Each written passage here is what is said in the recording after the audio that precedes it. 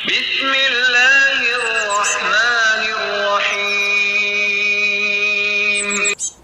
آپ سے ذوالقرنین کا واقعہ یہ لوگ دریافت کر رہے ہیں، آپ کہہ دیجئے کہ میں ان کا تھوڑا سا حال تمہیں پڑھ کر سناتا ہوں۔ ہم نے اسے زمین میں قوت عطا فرمائی تھی اور اسے ہر چیز کے سامان بھی عنایت کر دیے تھے۔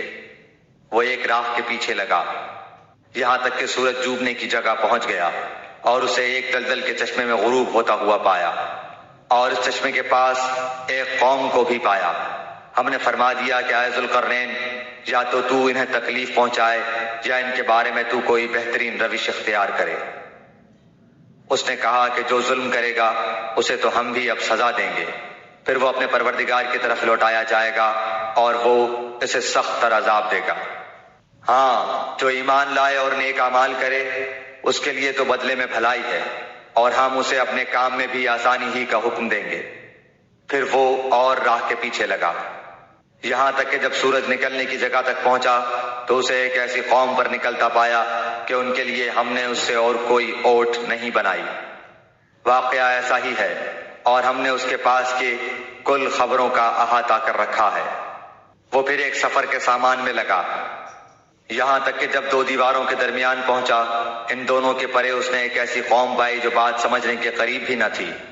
انہوں نے کہا کہ اے ذوالقرنین، یاجوج ماجوج اس ملک میں بڑے بھاری فسادی ہیں، تو کیا ہم آپ کے لیے کچھ خرچ کا انتظام کر دیں، اس شرط پر کہ آپ ہمارے اور ان کے درمیان ایک دیوار بنا دیں۔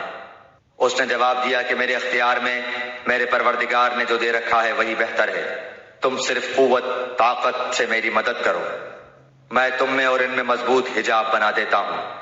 مجھے لوہے کی چادریں لا دو۔ یہاں تک کہ جب ان دونوں پہاڑوں کے درمیان دیوار برابر کر دی تو حکم دیا کہ آگ تیز جلاؤ، تا وقت کہ لوہے کی ان چادروں کو بالکل آگ کر دیا۔ تو فرمایا میرے پاس لاؤ، اس پر پگھلا ہوا تانبا ڈال دوں۔ پس تو ان میں اس دیوار کے اوپر چڑھنے کی طاقت تھی اور نہ اس میں کوئی سوراخ کر سکتے تھے۔